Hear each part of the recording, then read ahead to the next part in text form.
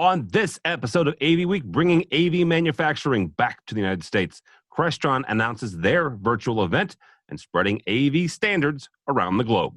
All that and more next on AV Week. The network for the AV industry.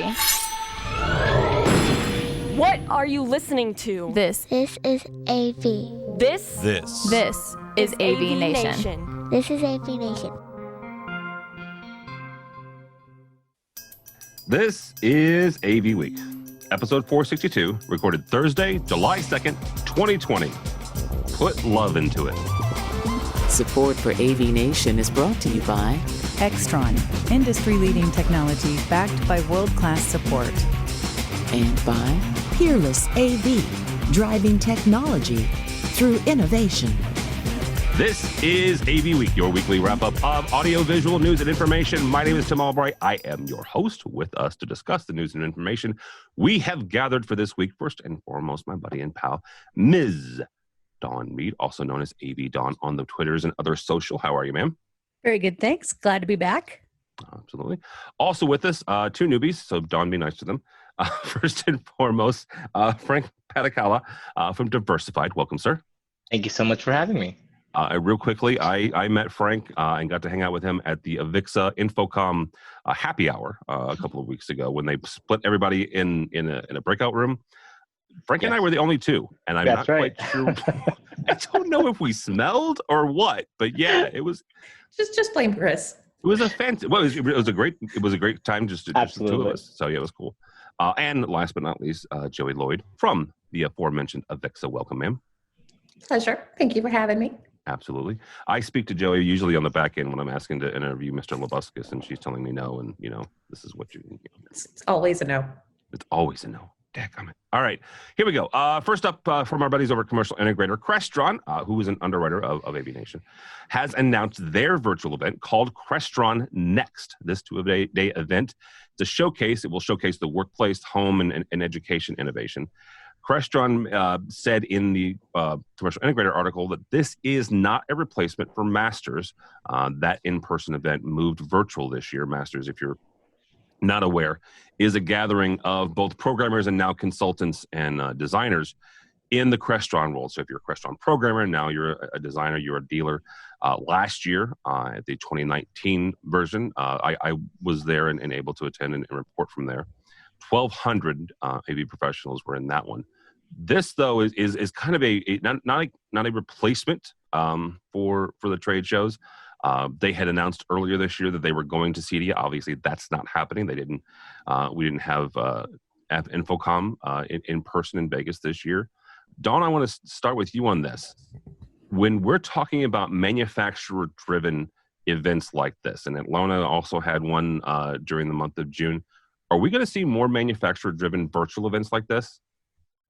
So I think we are, and it's not a new trend. It's new that it's virtual. But this, I think, is a trend that goes back to when some of the big manufacturers started building experience centers. And instead of bringing the big booth to a show, be it Infocom, CEDIA, any of the big shows, they would just tell you, well, come to our experience center and we can give you the real in-depth tour and show you the detailed, and it is better than you might catch in a big booth. Likewise, going to an event like this might be better than the 10 minutes you can devote to them at a show, virtual or otherwise. But I've mixed feelings.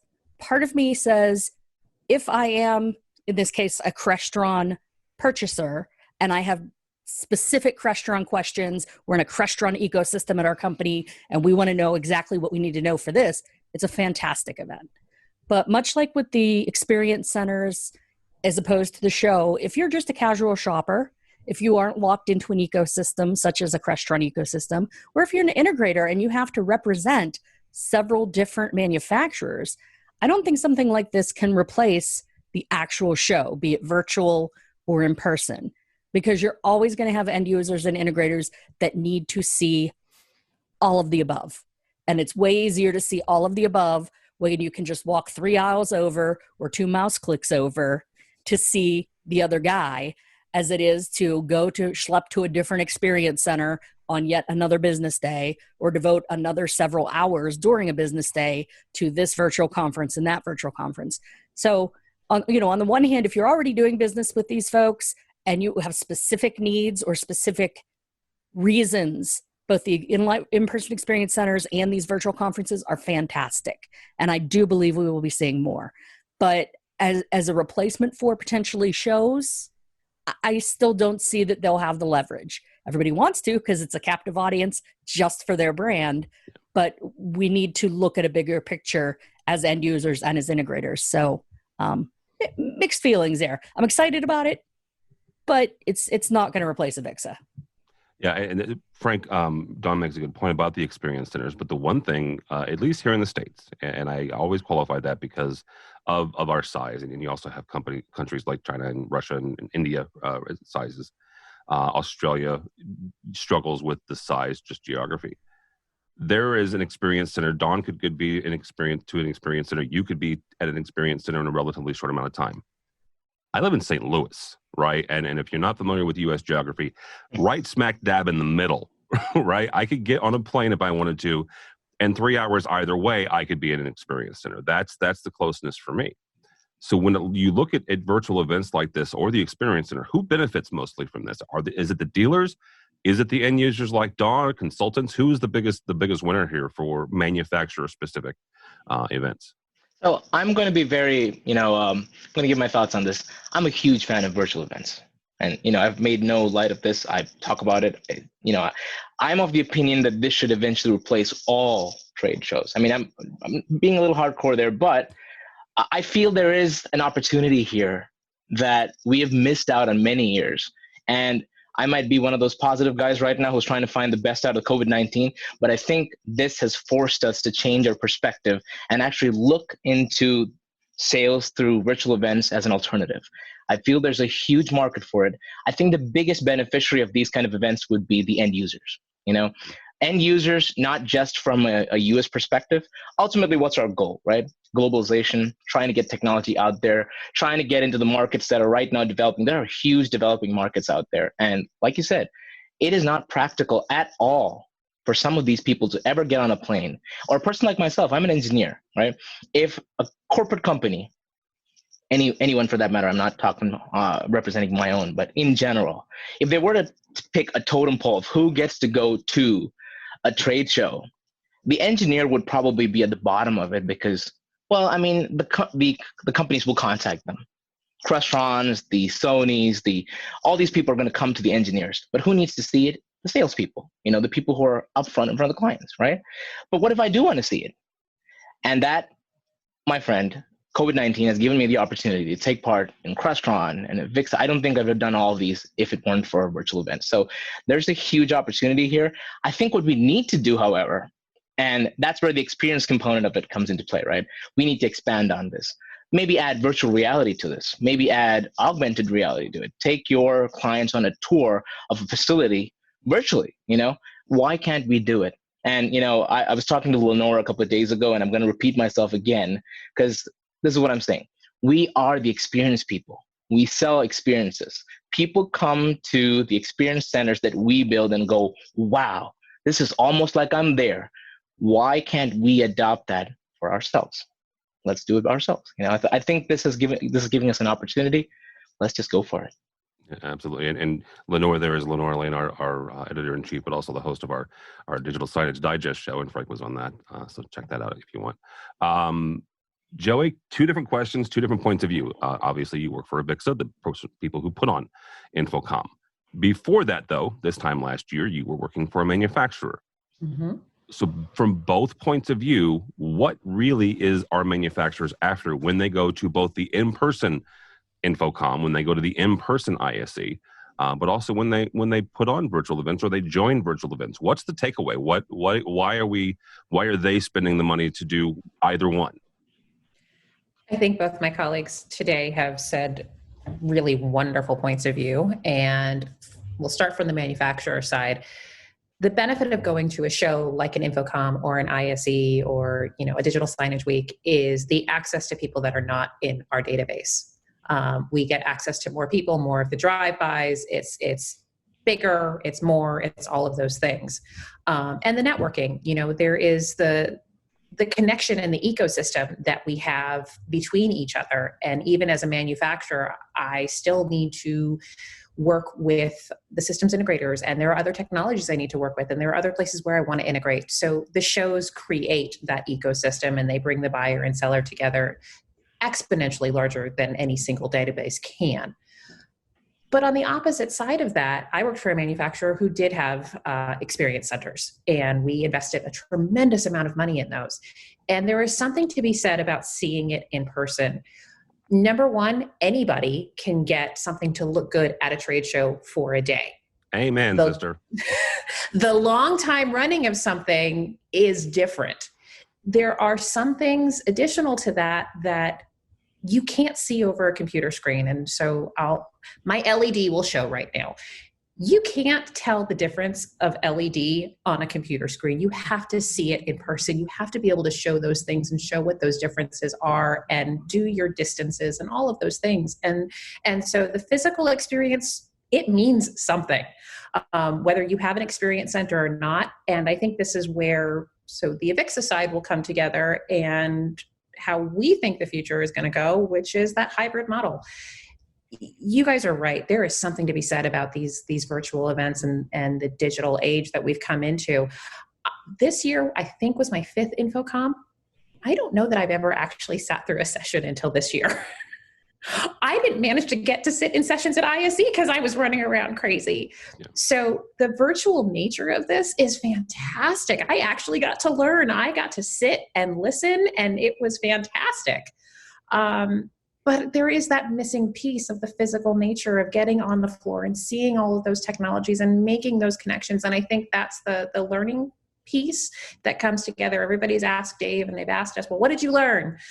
Well, I think we learned that there's more to be done to bring the person who's sitting behind the computer screen into the room with us. And how do we engage everyone together? But it's not one or the other.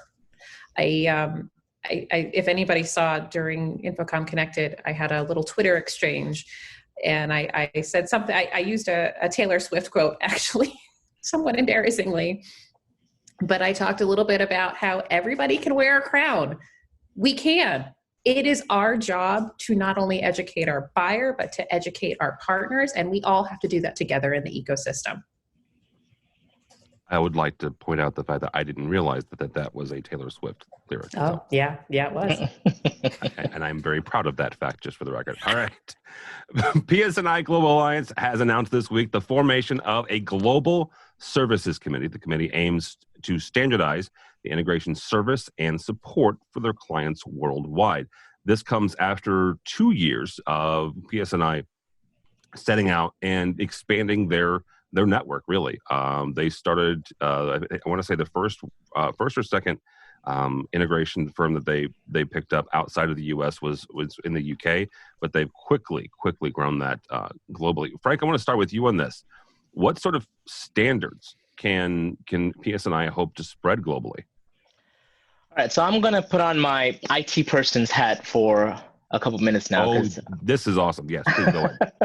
Because I have an IT background. I'm not one of those wonderful guys who have an audio background who will talk about 60s, because I will sit through those conversations with you. You talk about beautiful music and I will go, okay.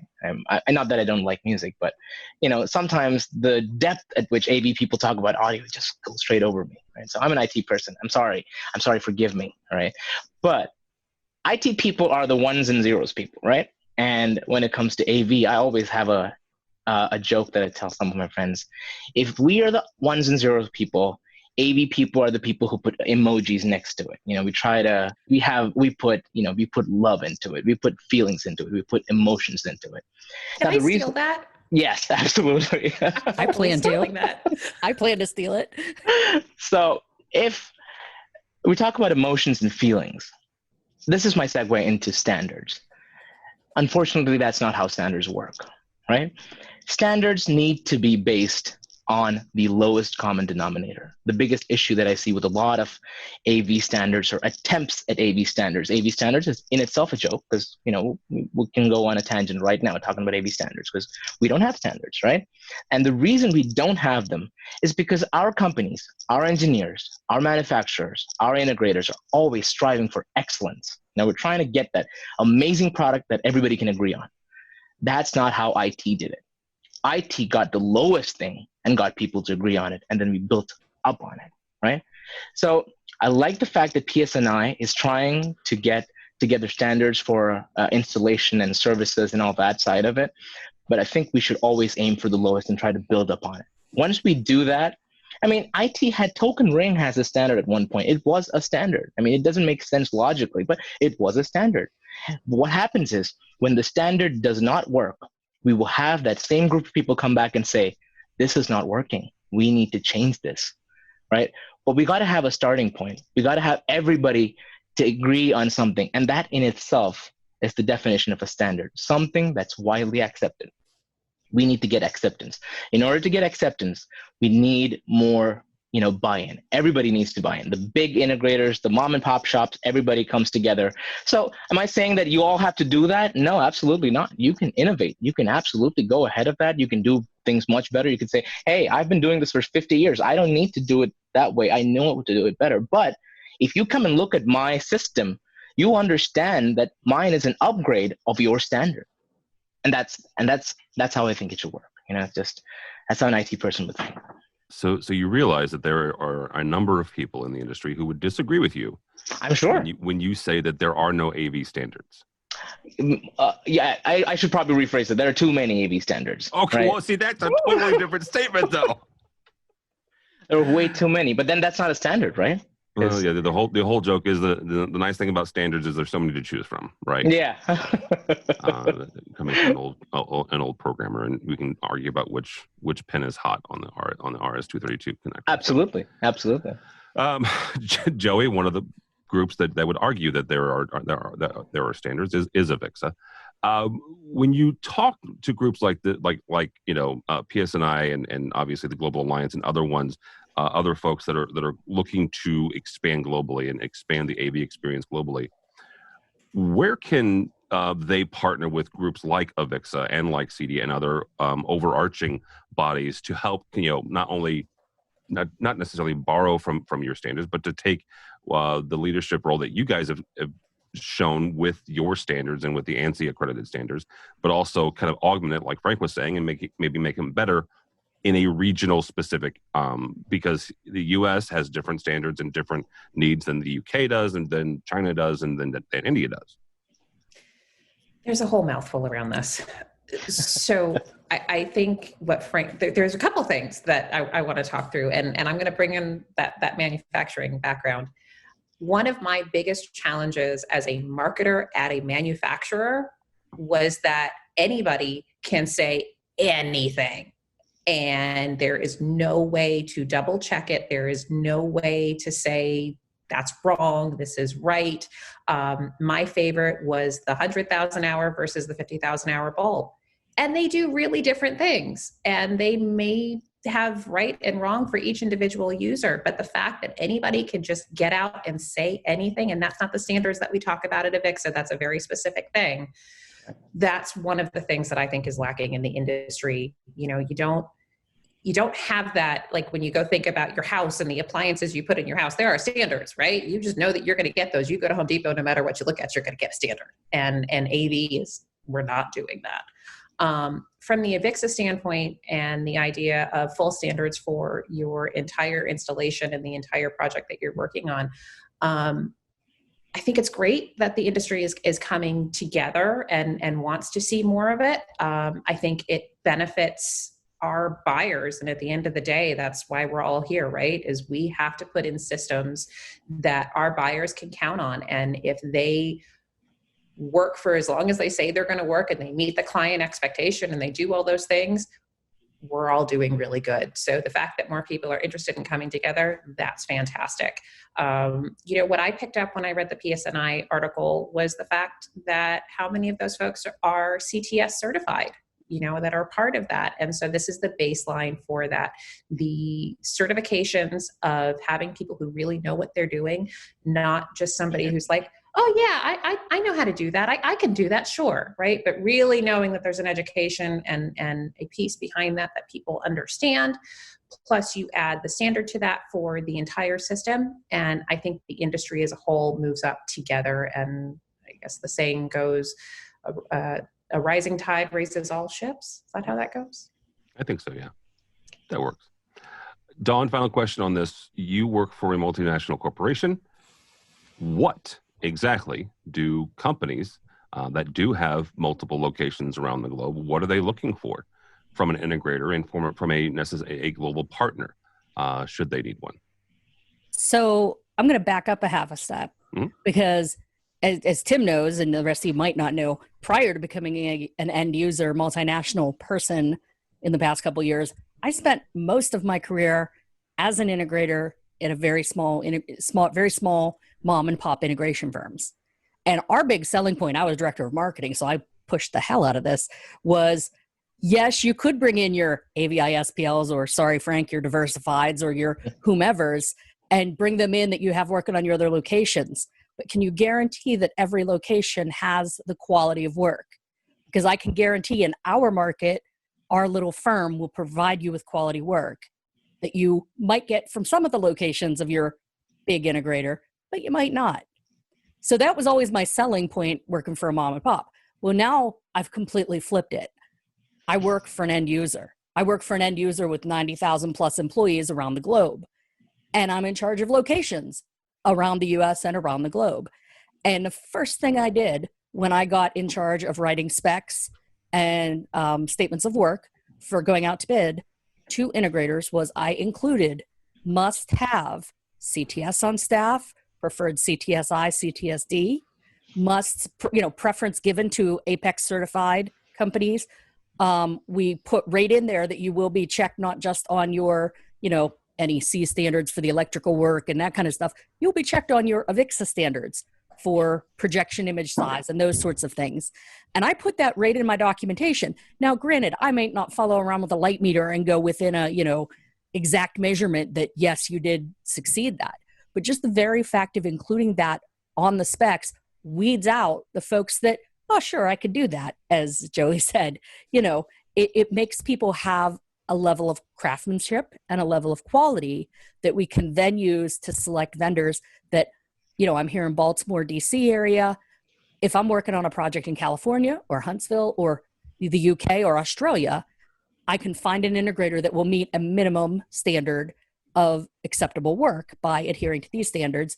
And I have a commissioning, back when I was an integrator, I took the How to Be an Apex Company class at Infocom. I have the checklist and I have it in an app that when I go to a job site, I go through the app on the final walkthrough with the integrator and I say, okay, I see you did that. I see you did that. Can you fix that? Because it doesn't match the standard. And I can take photo documentation, send it to them on a punch list, and they can take care of it. So, that's a big thing for a company our size to make sure that we're getting quality work. There's less than a dozen of us in charge on the AV team for our entire part of the company worldwide. We're relying on the facilities folks and the IT folks in the various locations to babysit these high-tech rooms. And they might not know what's going on with AV, but if we can get them built remotely to a standard, then at least we know it's not someone didn't terminate a wire correctly. And I've said it to Tim a few times on various shows. The big thing is we love the big integrators that have multiple branches around the world. We love you, Diversified. I was working with some of your guys today at our location here in Baltimore. But with the AVIs, SPLs, and the Diversifieds and the whomevers, all the big names on that list that they publish every year, if you can guarantee every single location has the same standard, I'll work with you all day long. But you have to prove that to me. And I think that PSNI coming up with the standards across their member companies is fantastic because that gives us a little bit closer to that guarantee. You can hire someone from PSNI Global Alliance and you'll get the same quality of work.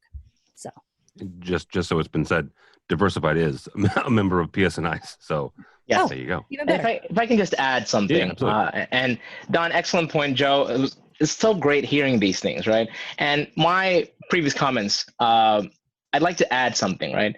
The CTS, the CTSD, and the CTSI program are probably some of the most intense learning experiences that a person can have. And I say this as somebody who has more than probably have like 14 certifications from the Ciscos and the Microsofts. I'm a certification junkie, right? And something that the AVIXA exams and the learning material give you that the others don't, is that they actually try to give you standards, right? So it's a great starting point. So if somebody does, and I will completely support Don and Joe's points to this, if somebody does want to establish standards, I do feel that the CTS program, the CTSDs and the CTSIs, they should be absolutely included and should be a starting point. So Give high great five to points. everybody. Virtual high five. Yeah. All right. Last story here comes from our own website, avnation.tv. Como Audio is moving manufacturing to the United States. Tom DeVesto, the CEO, created a Start Engine equity crowdfunding campaign, which I did not know even existed. Start Engine is actually a pretty cool website. DeVesto says that the COVID pandemic, quote unquote, has taught us that the U.S. is over-dependent on foreign manufacturing, end quote. This comes to us as the government has put some products on no-buy lists, such as Huawei. There are a number of AV companies who already do manufacture a majority of their products in the U.S. There are some components, though, however, currently that are most cost-effective to be made in China. Joey, both sides here again, from manufacturing as well as from AVIXA. How do we get around the bottleneck of chips and silicone coming from China, or is there not a way to do it right now? I don't know that I agree with the quote out of the article. I don't think that the pandemic illuminated this, quite honestly. But I do think that it's a challenge. We are well aware that many things in our lives are coming from out of the country, whether it's the components and parts in our electronics, or it's the clothes that we wear, or plenty of other things that are in our life. And not to make any kind of political statement, but there's something to be said there in how do we bring some of that back to the United States? How do we figure that out? It's an interesting place. I mean, we've got some of our manufacturers who are able to do some things here in the States. And I know a lot of this from the LED world. So we've got like our DACs of the world who are able to manufacture high pixel pitch here in the United States. And it's fantastic. And it's a big selling feature when you talk about the back end systems and what's being built in the US and how it's not using things from China and complications that we hear for companies like Huawei. But there's no one really that has the space, and there are people talking around me, and the technical skill set here in the United States to manufacture those items. So will crowdfunding do it? I don't know. Our customers are also going to lead this battle. And if they want the cheapest, then we're going to still have to get those pieces from elsewhere. And it becomes the pixels by the pound. It's, how quickly can you get the box? And we've definitely seen some challenges in the past 2 years, I would say. And it started well before the pandemic. It started with what was going on with the tariffs and how that was changing the industry. And you heard a lot about the taxes and how were they being distributed, who was paying for what, if you bought here, did it matter there? This has been an ongoing endeavor, and I don't think it's only brought on by the pandemic. Dawn, we're besides government, let's just put a rubber stamp over government, right? How many segments in general, right? Whatever vertical you're looking at, how many of them rely on or insist on U.S. manufacturing? Well, I might not be the best one to answer this just because of where I live and work. My entire career is so proximal to government that even companies that aren't government or specific government contractors are somehow peripherally working with the government. So law firms, banks, everybody, we're so entrenched with the federal system here and the various state systems that you can't build a space that wouldn't meet at least some level of government, ability to have meetings. That said, there's still a lot of private corporations out there that just they don't give a rip. They'll put in whatever.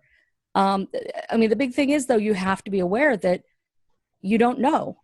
Is your entire client base going to successfully never touch the government vertical? Are they successfully never going to do business with the government that you can avoid being worried about that? And to that matter, big corporations that generally don't care, you really should. You hear every day about cybercrime and all of this. I mean, it's not always just going after government secrets. They're out there to steal your millions, and they're out to steal your customers' millions. And if you don't, care where your products come from, that's great. You could get a cheaper, mixer. You could get a cheaper matrix. You could get a cheaper video wall or speaker or mic. But what's it going to cost you down the road? You get to think about things like that, especially as we get more into our technology. We've talked different times about cybersecurity and liability and stuff. As things move forward, these companies are going to start being held liable for data breaches. And if those data breaches come about because you cheaped out on your mic or your speaker and went with something made less for less money overseas, that's going to be an issue so that you need to be concerned with.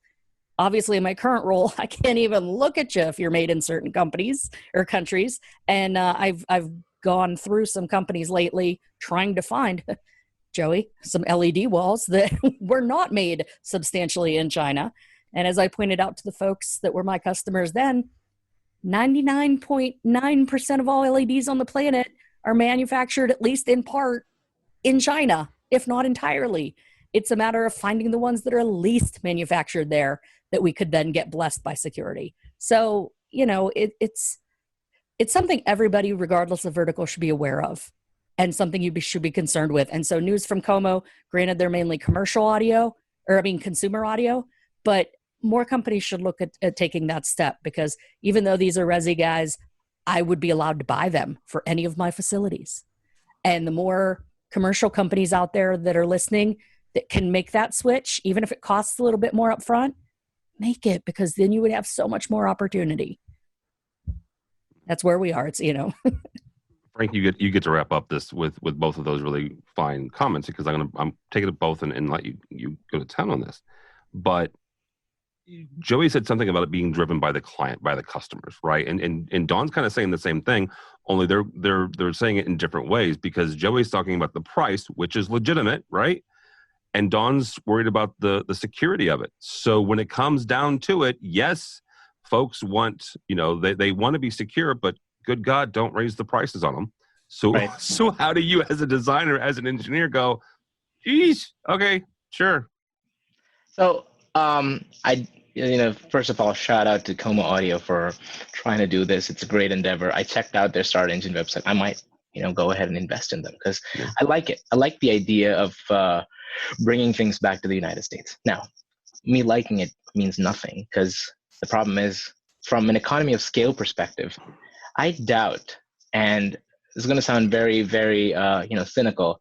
I don't think that U.S. manufacturing can ever compete on a large scale level to the price effort of it. It's simply very difficult to compete from a price perspective, because that's just how China as a country has modeled themselves as a manufacturing nation, right? Now, this is going to be very hard to continue on this without getting political about it, but let me just say that I feel that manufacturers bring back components, bring back what you can to the United States. But there are certain things that the United States is great at, and I think what has happened is, in an effort to increase your numbers, they've forgotten what we're really good at. We are great at innovation. We are the creators. We are, the people who've invented things. We're the people who've done things differently. So is the large scale manufacturing going to be challenging? Is it going to increase the price? Maybe. Can you do it differently? If somebody can find an answer to it, we in the United States should be able to do that. So I think the key to this is that we got to focus on these 3 golden tickets. And I'm going to yell it out to all the manufacturers out there. Focus on your innovation, focus on AI, and focus on data. Because these are the things that's going to determine tomorrow where your product stands. There's not going to be a product out there that is not in some way or form connected to these 3 things. Focus on that, and if you want to add value, if you want to up your price because of the manufacturing, add value that you can also bring in-house, innovations to it. Like, sure, it's a speaker, but this is what my speaker does, and it's only done in the United States, right? So I think that's a better way of looking at it. But quite honestly, from a pure scale perspective, I don't know. It's really going to be challenging. Maybe better trade relations, maybe increasing on connections with other countries, maybe looking at alternatives. I'm sure all these wonderful people have thought about these things, and I'm not going to add anything that's probably not been thought of. But at the same time, as a consumer, sure, it gives me confidence to know that this product was made in the United States. But it also means, where's your clients at, right? There are countries where products made in the United States are not as popular right now. So you got to find the right balance. You just have to find the right balance, and you got to target your clients. You got to grow your product, but focus on our strengths. That is innovation. There's no question about it. Innovation is our strength. So you got to focus on that. All right. That's a good place to end it. Thank you all so much. Ms. Dawn Mead, thank you. How do people get a hold of you or AV Dawn if they are so inclined? Well, as I mentioned in the last segment there, who I work for, I can't tell you because I'd have to kill you. But being proximal to DC, I think you could probably have some guesses. But you can always find me online at AV Dawn on the socials. And if you don't find me AV Dawn on the socials, it's Dawn Mead, just like the fort, MEADE. And of course, you can always find me right here on AVNation.tv, both appearing periodically on this show and hosting the AV Social Show with the lovely Kelly Perkins. Yep, absolutely. And they just posted a new one about a week or so ago, so you can check that out. Frank, incredibly awesome to get you on the show, dude. I again, it was a happy accident that we ended up in a virtual room together, and so I thank you. So how do people get a hold of you or Diversified? Well, Diversified is Diversified. Everybody knows Diversified. So I hopefully it shouldn't be find it too difficult to find Diversified. I am on Twitter, probably more than I should be. You can find me at Frank Patakala. I'm also on LinkedIn. I think I have Instagram, but you'd have to DM me because those come to my emails. That's the only thing. So I'm there, and hopefully, I'll find more interaction, more opportunities to interact with wonderful people like yourself here at AVNation, and all you wonderful people. So, right. I'll be there. Good, I appreciate it. Joey, thank you, ma'am. How do people get a hold of you or Avixa? Well, you can find us at avixa.org. You can find me at jlloyd@avixa.org, or just email my boss, Dave Labuscus. And in addition to that, you can find me on all of the Twitters at Joe Lloyd. Don't email her boss. He's please don't email my boss. He's weird. All right. He's not weird. He's a really good guy. For me, Tim Albright, don't follow me on the Twitters, but go by the website if you would, please. AVNation.tv. That's AVNation.tv. Some really great people put in a whole lot of hard work, and we have a brand spanking new one. Sort of brand new. It's about a month old. It's still new to me, but it's really great. They did some renovations. Our editor, Lenora Lane, kind of drove that and led that push. So check it out. Let us know what you think. Also, let us know if something breaks or you can't find something. That's also important, especially on a new website. Also, while you're there, please check out our underwriter section. These are folks who help us financially, help us bring you AVWeek and ResiWeek and all the others in Dawn's AV socials. Check that out. All that and more at AVNation.tv. That's AVNation.tv. Thanks so much for listening. Thank you so much for watching. That's all the time we have for AV Week.